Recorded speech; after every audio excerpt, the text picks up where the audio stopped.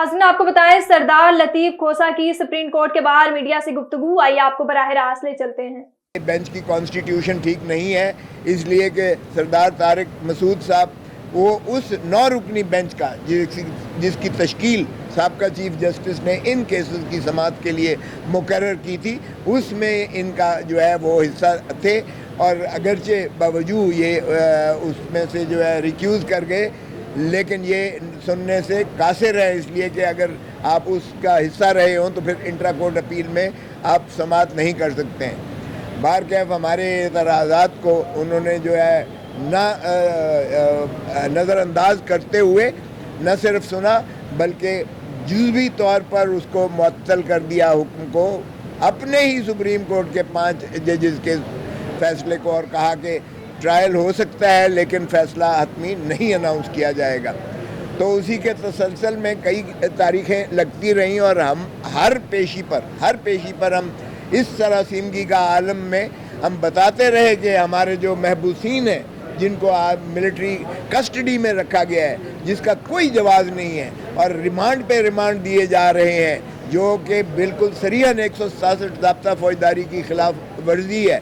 वो जो है उनको अगर रखना भी मकसूद हो तो आम जेल में जेल मैनुअल के तहत रखा जा सकता है, जहां उनकी मुलाकातों का एक शेड्यूल होता है, बाकायदा कानून मौजूद है। लेकिन अगरचे जेलें भी इस वक्त माशाअल्लाह एस्टैब्लिशमेंट के कब्ज़े में है, जो ख़ुद इमरान खान साहब ने लिख के तहरीर दी हुई है कि यहाँ जो है ये अडियाला जेल जो है ये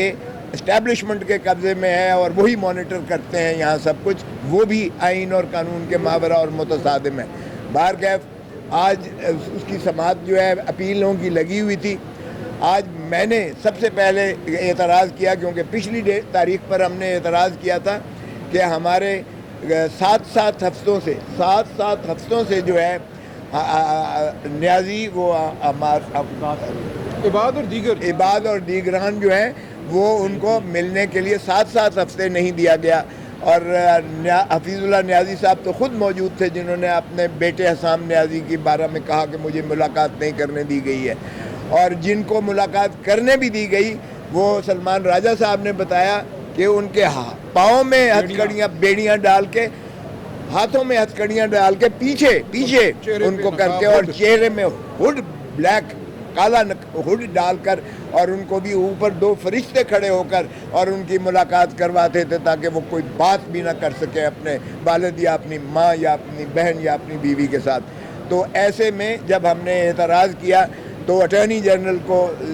इस बेंच ने कहा, और फैसले में भी हुक्म में भी लिखा, तो आज अटॉर्नी जनरल ने बताया कि मैंने ये जी मुलाकातें इनकी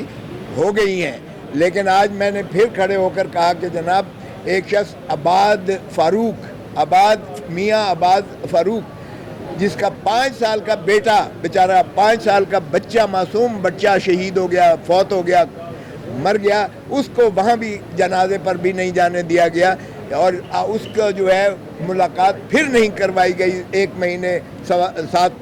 हफ्तों से वो उसकी मुलाकात नहीं करवाई गई, और उसका अटॉर्नी जनरल ने कहा और कि जी आज होगी। फिर जज साहिबान ने उनको बुलवा कर, जो उनका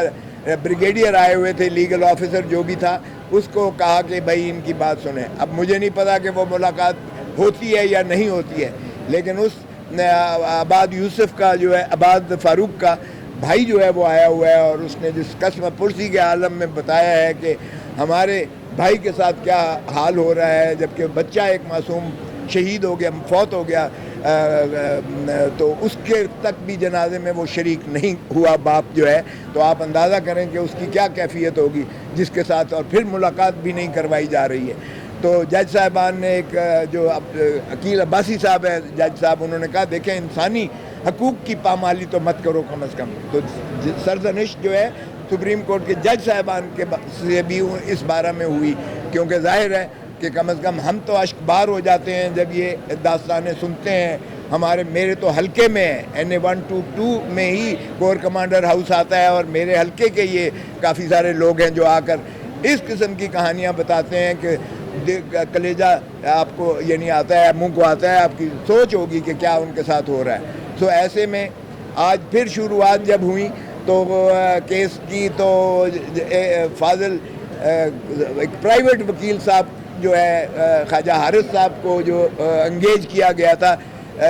وفاق کی جانب سے، یہ ڈیفنس منسٹری کی جانب سے کیا گیا۔ جی آپ کو بتائیں سردار لطیف کھوسہ سپریم کورٹ کے باہر میڈیا سے گفتگو کر رہے تھے۔